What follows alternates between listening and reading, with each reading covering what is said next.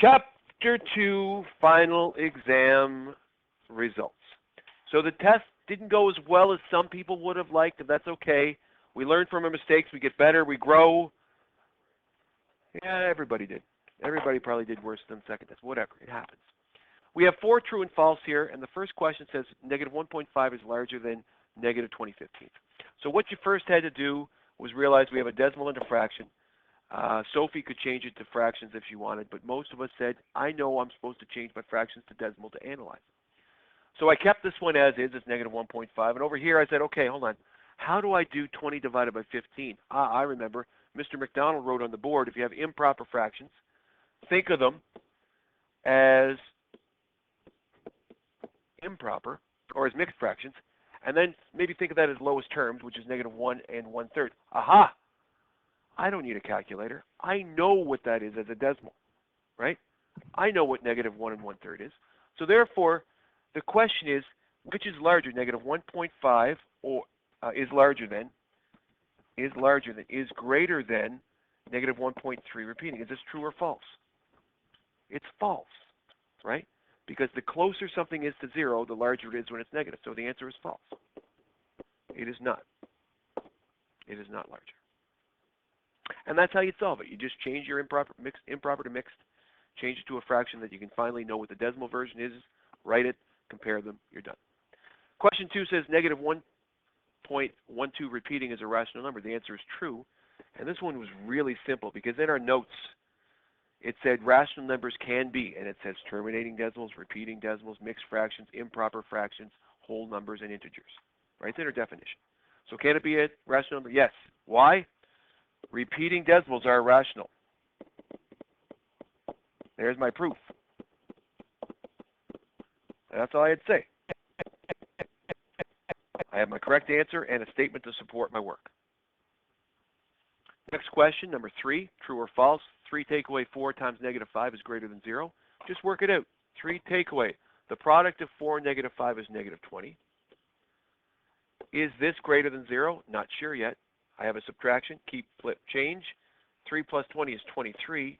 Is 23 greater than 0? Yes, it is. Therefore, we have a true answer. 23 is greater than 0. And question 4, I probably should have said something. I didn't. Question 4, I did say that it would take how long to do if you were really knowing what you're doing. Less than a second, correct? Here's why. A negative value times a negative value is a positive value. And a positive, I'm not even going to put something. I'm going to put a positive anything. A positive anything is always greater than 0. A positive anything will be greater than 0. So without working it out, which was ridiculous if you had to, your answer is true.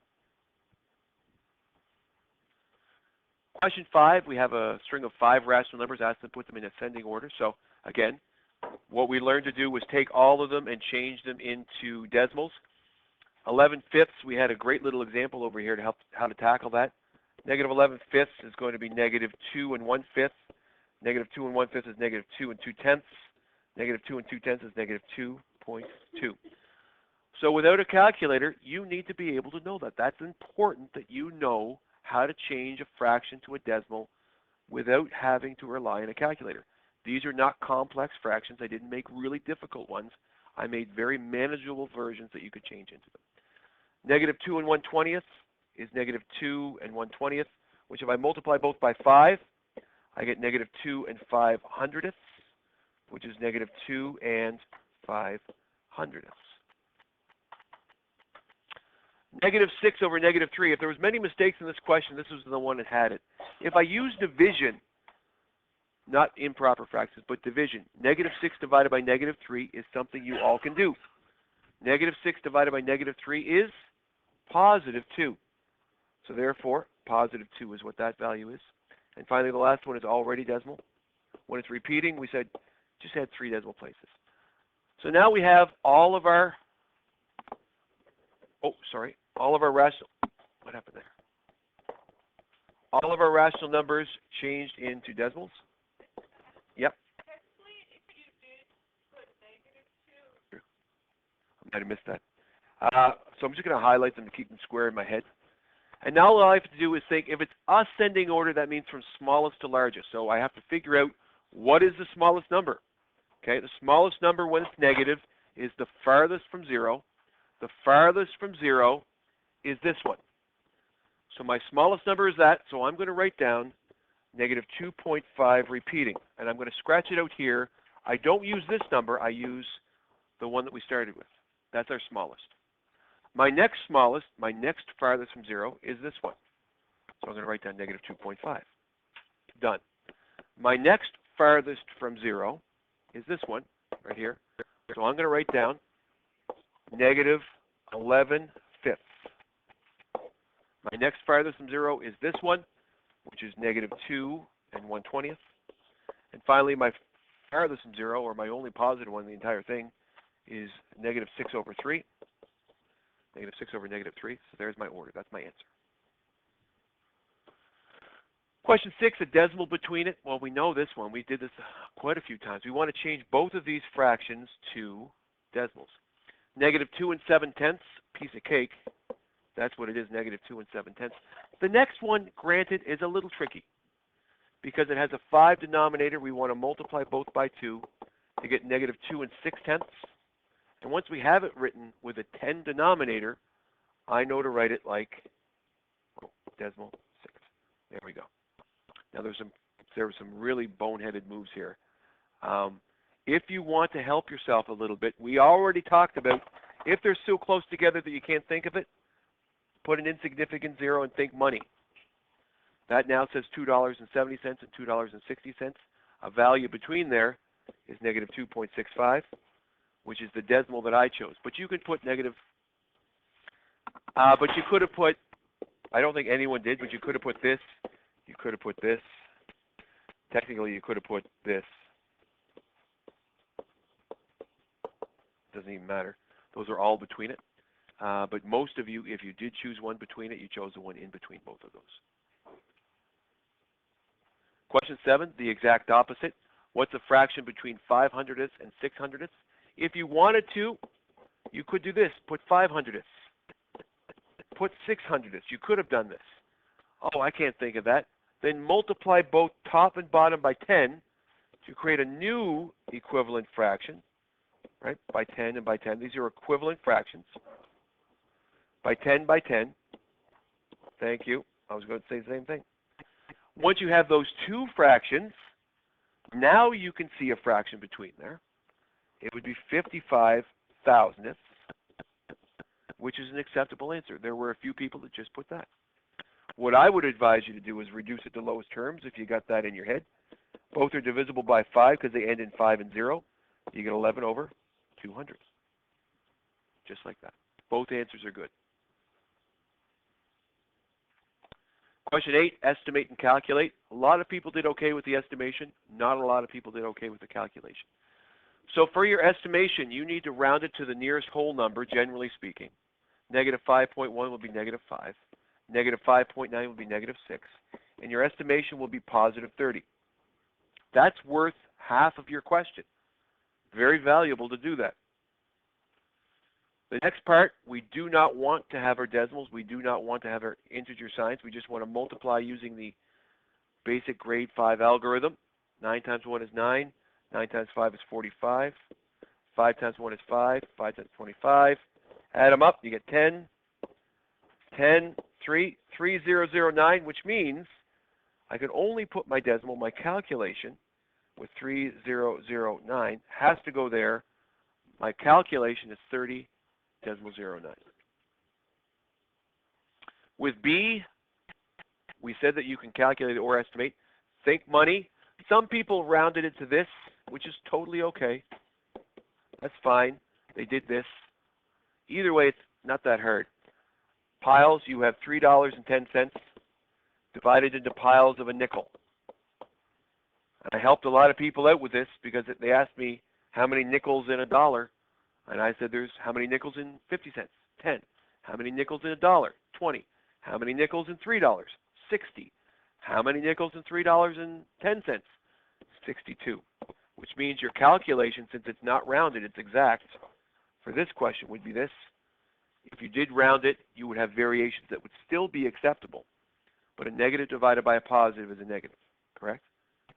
And there's 62 nickels in $3.10. That's all you had to do. Your next question, oopsie daisy. Question C is the addition of negatives and positives. We learned that when you need to first calculate it, you're going to estimate first. So 5 plus negative 10 equals negative 5 as an estimation, worth half of your mark. Then, what do you have more of, positives or negatives? You have more negatives. So therefore, when subtracting, determine how many more negatives you have by subtracting. 9 take away 8 is 1. 9 take away 4 is 5. Therefore, you have this many more negatives, and therefore your calculation is negative 5.1. That's how many more negatives you have.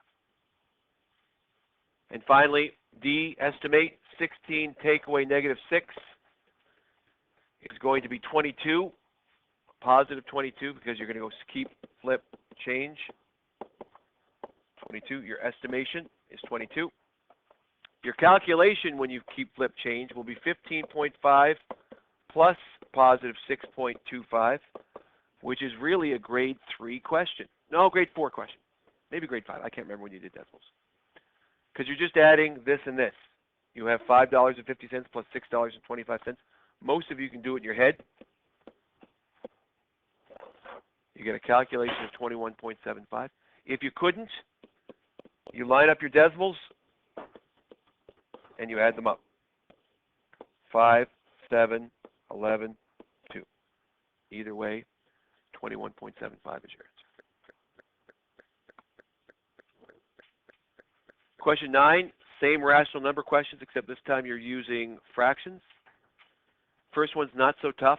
Denominators of 10 and 20. Common denominator is your first step every time when you're adding or subtracting. Equivalent fractions is your next step. That's what your first step looks like when you make equivalent fractions. Most of you, in fact, I think all of you, did show this next step, which is great.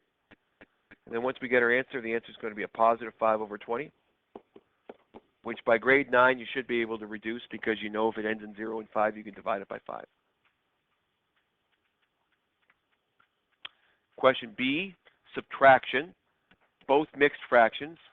If anybody got questions wrong in this particular question, this was the one that most of you got wrong. And I'll tell you why you did it. The first thing I'm going to do is I'm going to change it to negative 4 over 3, take away 13 over 6. Now the important part is this. And for those of you who screwed it up, that's the subtraction symbol. I'll highlight it in yellow. Is that 2 and 1/6 also negative, or is it positive? It's positive. A lot of you thought it was negative, but it's not. If you see the subtraction sign highlighted in yellow, you then have to look at the fraction. Is that negative or positive? It's positive, which is important because next we're going to find our common denominator of 6, our equivalent fraction of negative 8 and 13.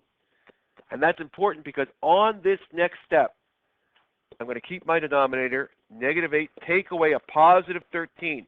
I'm even going to go so far as to physically put that positive symbol there. Because now when I keep, flip, change, I get negative 21 over 6. So then once we get that, we're going to then have negative 8 plus negative 13, which is negative 21. I wrote it up there, I forgot. Negative 21 over 6, which is negative 3 and 3/6, which is negative 3.5 in lowest terms. Okay, that's done. Press pause because I'm going to erase this if you need to, if you're copying it. Sure, thank you. I'm going to erase this here. Okay, last two questions in the fraction operations of rational numbers. We have a mixed fraction multiplied by, it looks complex. When I change this to improper, it's negative 17 over 6 times 4 over 17. Now there's a reason why I made this question. I made it this way because I want everyone in the room to realize you can do what here? Carter, what's special about this multiplication? You can cross-reduce. When multiplying fractions, cross-reduction. which means if you think of these two fractions above, these numbers above each other, it would look like this. If you physically need to write it like that, go for it. What would negative 17 over 17 reduce down to? It would reduce down to negative 1 over 1. And that's why we write it that way. If 4 was over the 6, if you want to write it, go ahead and physically write it. What's that in lowest terms? It is 2 over 3, which would become 2 over 3. Once you've written it that way in green, because you cross-reduce before you tackle your multiplication, this can't get any easier. In lowest terms, your answer is negative 1 times 2, negative 2. 3 times 1, 3. That's your answer. If you didn't, you ended up with a weird-looking number that didn't look like it was reducible, like negative 51 over, what was it, 102? Something like that. That's your answer. Last question, division. Keep your negative symbol in your numerator. Change to multiplication. There were 3 students, 3 of you, that changed it to multiplication. I was so happy. And then you did this. The rule is not change all divisions to multiplication, just solve it with multiplication. The rule is change to multiplication and use the reciprocal. Correct. Don't forget that that negative symbol stays in the numerator. There's what it should have been. Cross-reduce would be lovely, but I'm not going to cross-reduce. I'm just going to go positive 24 over 4, which no matter how you slice it is still the answer 6.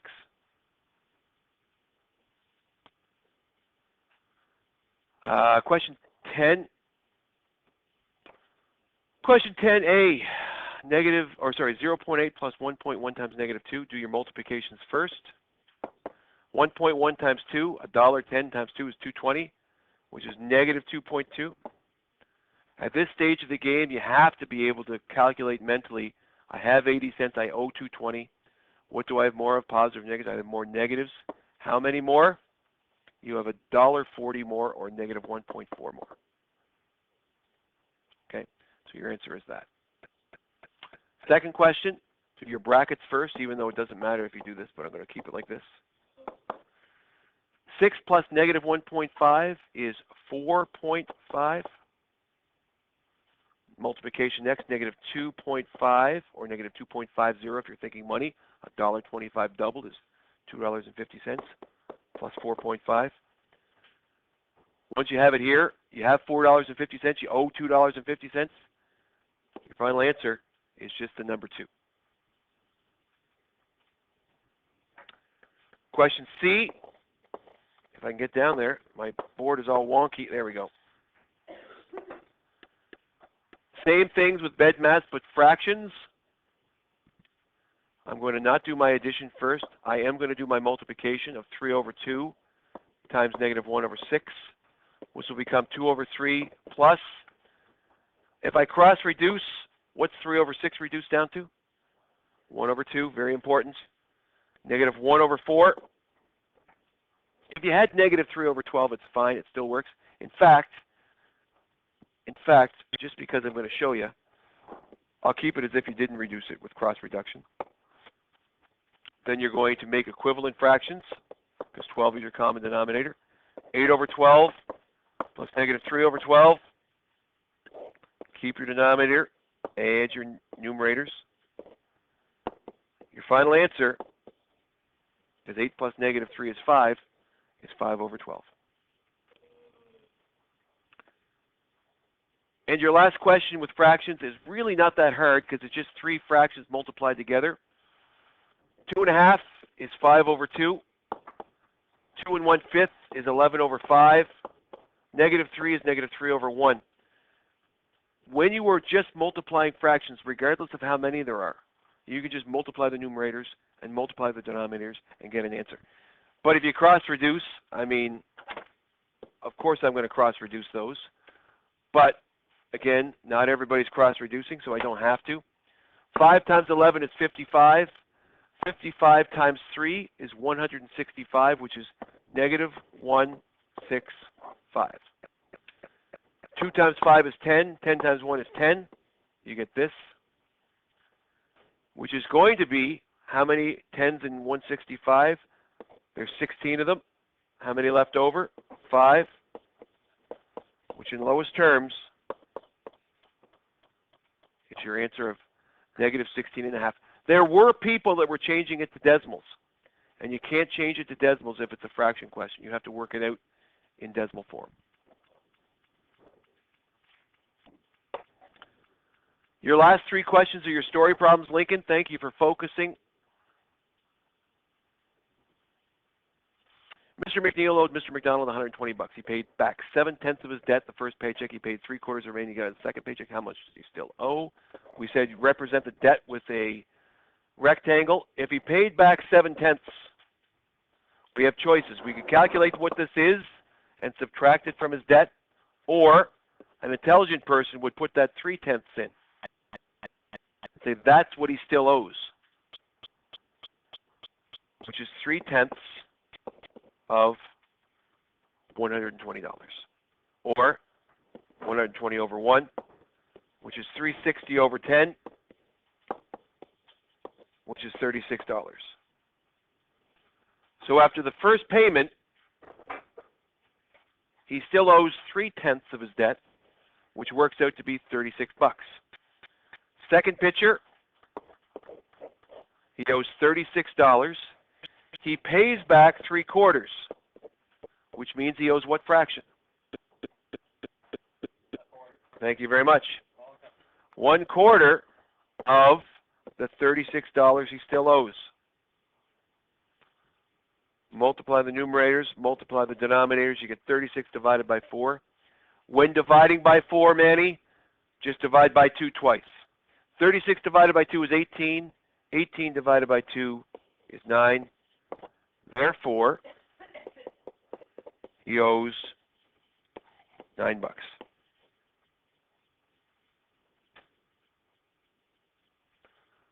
Question 12. A fish was swimming at a depth of 150 meters. It rose at a rate of 10.5. So, water, depth, 150 meters. Now, if it's depth, there's still 6 people in this class, 6 of you, that put positive 150. If it's underwater, it's negative. That's why we're using negative rational numbers. It rose 10.5 meters per second for 10 seconds. It then went down 20.25 meters per second for 4 seconds. Where is it now? That's your picture to help you conceptualize.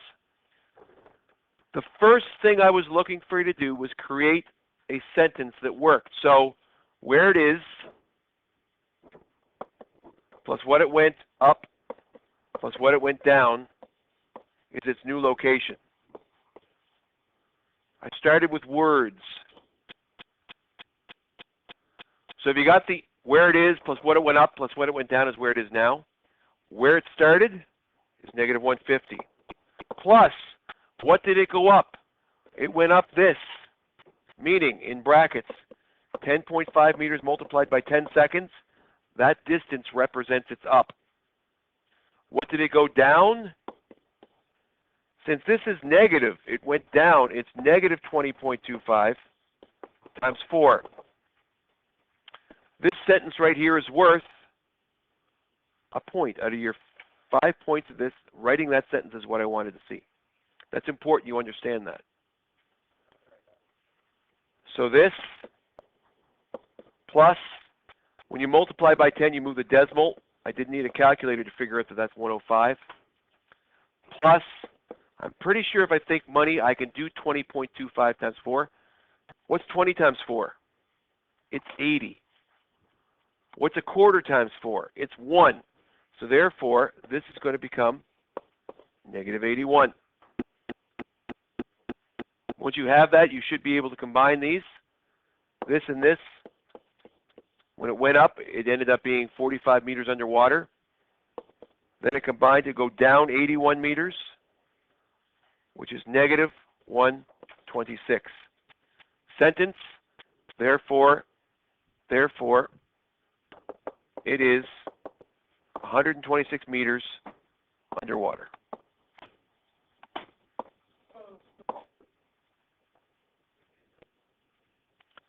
And finally, your last one.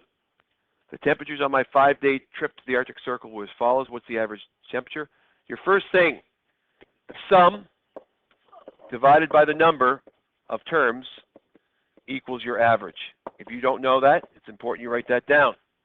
The sum is 8.5 plus negative 1.5 plus negative 5 plus negative 4.5 plus negative 10.5. Then, divided by the number of terms, I have to put divided by 5 temps. That's your point. That's the most important part about it. If you didn't get your answer right, you still got most of it right because you had that down. The easiest way is just to add your negatives up first. Carter, what's negative 1.5 and negative 4.5 equal? Plus negative 5. Plus another negative 10.5. Good. So my next line, since I'm organizing my data, is my positives plus what I calculated to be the negatives divided by 5.